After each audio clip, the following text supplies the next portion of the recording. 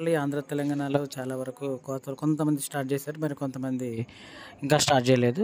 So, ఇప్పుడు నల్లినలతను వచ్చేసింది కాబట్టి, మనం వాడుతున్నటువంటి పెద్ద మందులు ఏదైతే ఉందో, వచ్చిన వాళ్ళు వాడుతున్నటువంటి ఆ ప్రతి రైతు ఖచ్చితంగా మీకు ఇప్పుడు మనకు ఫ్లవరింగ్ ఆటోమేటిక్‌గా డ్రాప్ అవుతుంటది. ప్లస్ కొత్త పూత రావాలి. ఈ కొత్త పూత వచ్చేదానికి మనం ప్రతి దాంట్లో ఇప్పుడు నేను చెప్తున్నటువంటి ఈ డిస్‌ప్లే మీద ఉన్నటువంటి మందు మీరు తప్పకుండా కలిపి ఎకరానికి ఒక 25 ఎంఎల్ స్ప్రే చేయాలి. అయితే కోయనటువంటి వాళ్ళు ఒక స్టెప్ కాసి, రెండో స్టెప్ కూడా కొంతమంది కాసింది. కొంతమందికి మూడో స్టెప్ కూడా ఎళ్తున్నారు. కొంతమంది ఫస్ట్ అయిపోయి సెకండ్‌కి వెయిటింగ్ చేస్తున్నారు. అయితే ఈ మబ్బులు ఉండటం వలన ఈ 15 రోజుల నుంచి విపరీతమైన కాడ, పూత రాలిపోవడం జరిగింది. సో, పోయిన పూత పోతూనే వచ్చే పూత మళ్ళీ బ్రహ్మాండంగా రావాలి అని అనుకుంటే మనం కొడుతున్నటువంటి ప్రతి మందులో ఖచ్చితంగా ప్లానాఫిక్స్ ఎకరానికి 25 ఎంఎల్ మాత్రమే ఒక సెపరేట్ బకెట్‌లో కలుపుకొని మీరు పిచికారీ చేస్తే బెటర్. ఎందుకంటే చెట్టుకి చాలా పూతొస్తది. ఆ పూతని మనం పూర్తిగా అన్ని పూతలు మనం నిలబెట్టలేము. నిలబడాలంటే వాతావరణం సహకరించాలి.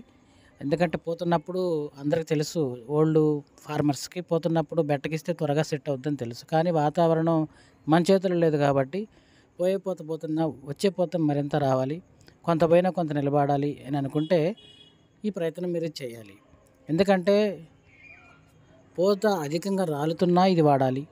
అధికంగా రావాలి అన్నా ఇది వాడాలి. ఇది టెక్నికల్‌గా ఆల్ఫా నాప్థలిక్ ఎసిటిక్ యాసిడ్, ప్లానాఫిక్స్ ఉంటది. తర్వాత ఏరీస్‌లో ఆగ్రోనా అనే పేరుతో కూడా ఉంది. ఏరీస్‌లో కొంచెం రేటు తక్కువ. 2 రేటు సమానంగానే ఉంటది. సో, ఈ రెండిట్లో ఏది మీరు వాడినా ఇబ్బంది లేదు. కానీ ఇవి మాత్రం మీరు ప్రతి 15 రోజులకో, 20 రోజులకో ఒకసారి ఖచ్చితంగా మీరు వాడితేనే బెటర్‌గా ఉంటది. సెకండు కాపు మరింత చిక్కగా రావాలి. తగ్గకుండా ఉండాలి. మూడోది కూడా మరింత బాగా రావాలి అనుకున్న ప్రతి రైతు ఇప్పటికే ధరలకు ఇబ్బంది పడుతున్నాం. పూత కోసం మళ్ళీ పెద్ద పెద్ద మందులు అంటే పూత కోసం కొంతమంది అన్న పూత కోసం ఇది వాడొచ్చా అని అడుగుతున్నారు బయోవేటా. మరొకళ్ళు క్రాప్ మ్యాక్స్ వాడొచ్చా అని అడుగుతున్నారు. అవి కాదండి. పూత మందులు వేరు, గ్రోత్ ప్రమోటర్లు వేరు, సీవిడ్ ఎక్స్ట్రాక్ట్లు వేరు. అసలు అవి వేరు. అవి కాదు మనకు కావాల్సింది. ప్లాంట్ గ్రోత్ ప్రమోటరు అంటే రెగ్యులేటరు. అంటే గ్రోత్ ఆటోమేటిక్‌గా వస్తూనే ఉంటది. వస్తూనే ఆల్ఫా నాప్థలిక్ ఎసిటిక్ యాసిడ్ అనేది పూతని మరింత ఉత్పత్తి చేస్తుంది. మొక్క జీవనక్రియలోకి అంటే మొక్క కాండంలోకి అక్కడి నుంచి కణాల్లో నుంచి అదొక డెవలప్‌మెంట్, హార్మోన్ డెవలప్‌మెంట్.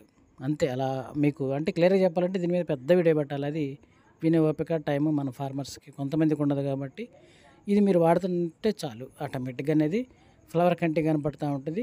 అది నిలబడేదానికి కూడా ఇది మళ్ళీ మనం వాడాలి. అందుకే ప్రతి 15, 20 రోజులకోసారి కొడితే మంచిదిది.